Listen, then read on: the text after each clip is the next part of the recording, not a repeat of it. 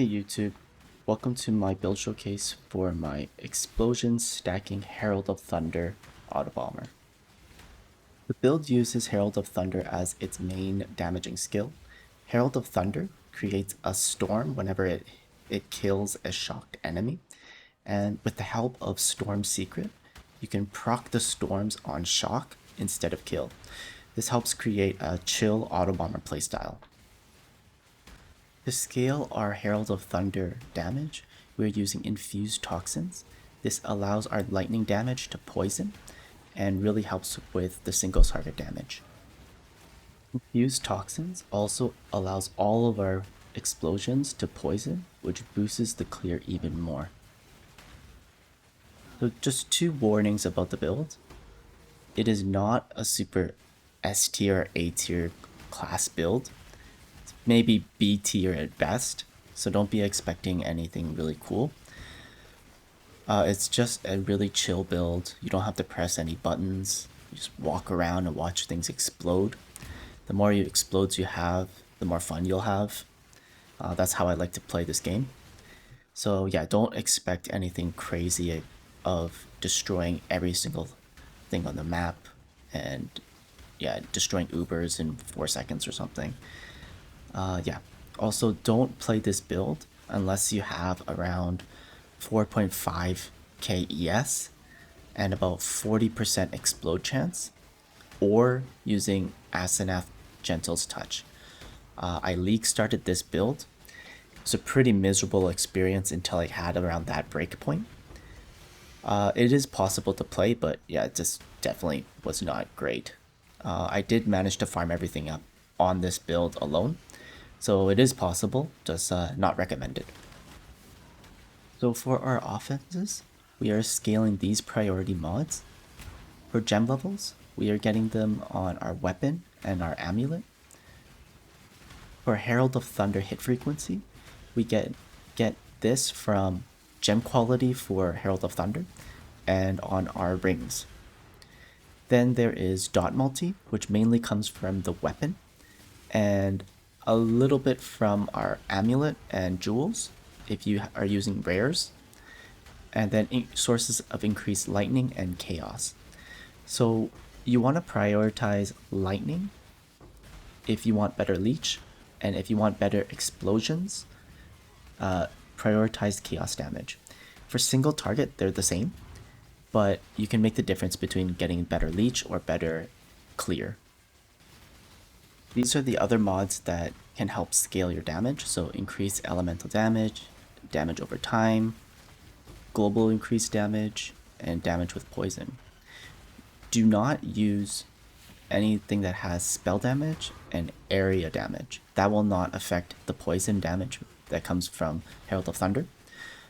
So yeah, don't bother getting those. So for explode sources, these are the items that will give you explodes for this build.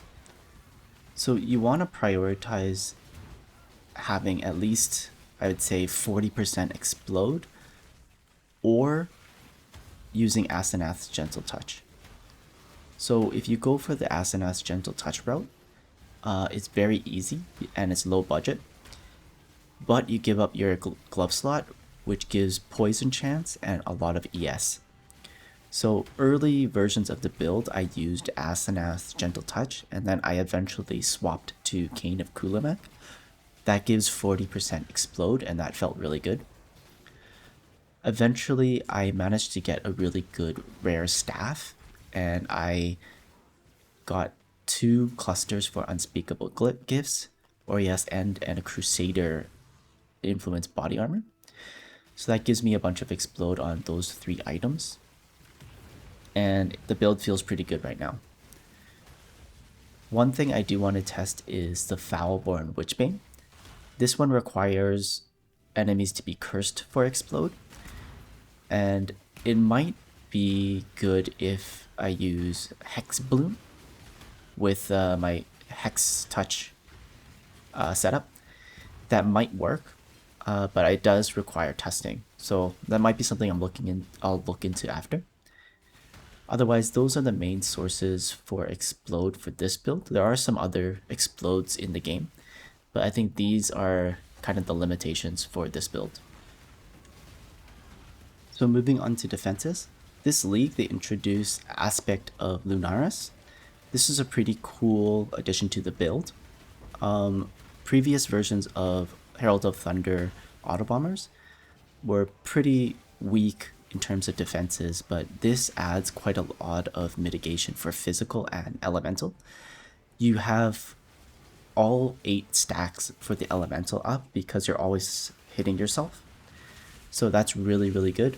And then Fizz is up most of the times if you're in lots of mobs.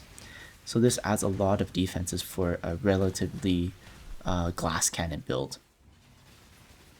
For other defenses, we basically just have a large hit pool of ES, lots of leech via Soul Drinker, crit immunity through the Poison Mastery, and endurance charges, and we're using those endurance charges to feed into Immortal Call, which has pretty good uptime. Other than that, we don't really have any other defenses, unfortunately, but the build is fairly decent in terms of defenses. I don't really die too often, but it does die to the random thing every once in a while. So to quickly go over my gear, ES gear is really, really easy to build this league. Basically, you just grab a good base, bring it to Vesper, and use the essences of woe on them. I crafted this helmet here in maybe 2 or 3 essences, and yeah, I think this one is worth maybe like 100 chaos or something. So that's how I made the majority of my money in the first day or two. Since my build was pretty dog shit in the first day, I just crafted a bunch of helmets and gloves and sold them, and that funded the upgrades on my build. So the helmet, gloves, and boots were made using Vesper. And then for the chest, I made this explode and frenzy charge on hit chest with beast locks and awakener orbs. If you want to know how to make that, it's a fairly easy process, but it does take maybe 20 to 30 divines.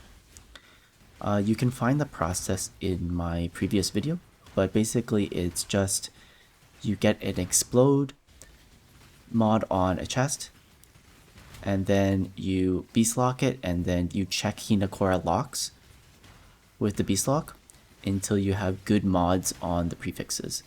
You want to use memory strands to make sure that there are better outcomes, but yeah, it does take a little while to get there. I think I beast locked it maybe about 10 times before I got something decent. After you awaken or orbit, you can use Vesper to try to exalt slime something good on it if there's any open prefixes or suffixes, and then you can craft and then use an unraveling orb to upgrade any mods on it if you have any memory strands left. I luckily managed to upgrade the hybrid ES on it just to get a little bit more, but yeah, in general, pretty cool craft. So Storm Secret is the core item of the build. You need at least one of them for the build to function. It's best to use 2 just because more hit frequency gives more damage. But I'm using these 2 here. It has corrupts for attributes, cannot be ignited, dot multi. Those mods are pretty cool. Other mods that you can get for corruptions are cannot be bled and for endurance charges. Those were pretty good mods as well. But these 2 were cheap and pretty nice, especially the cannot be ignited mod. Moving on to the passive tree. So for Ascendancy nodes, we are taking Infused Toxins for the all damage can poison, and then we're going for Opportunist. This is just for the less damage when you're mapping, and then more damage for single target.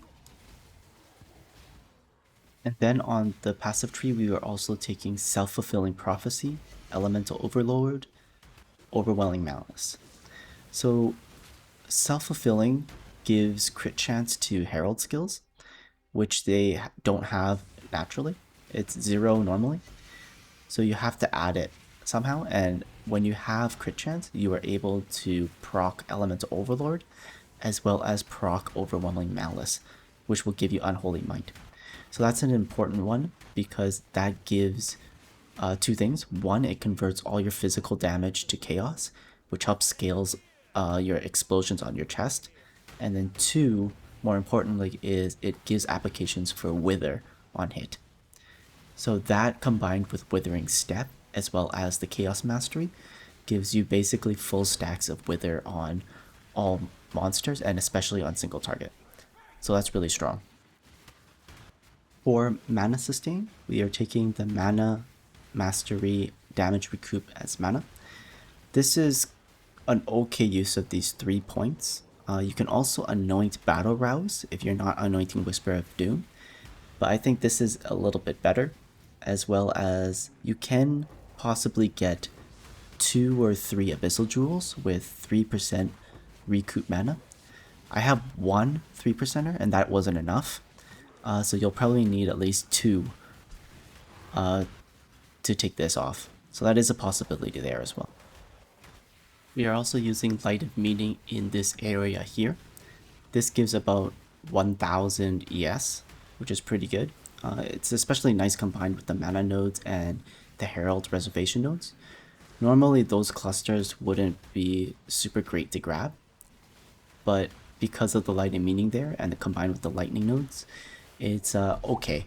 It gives a lot of ES, which is nice. We're also using a Foulborn Blue Dream.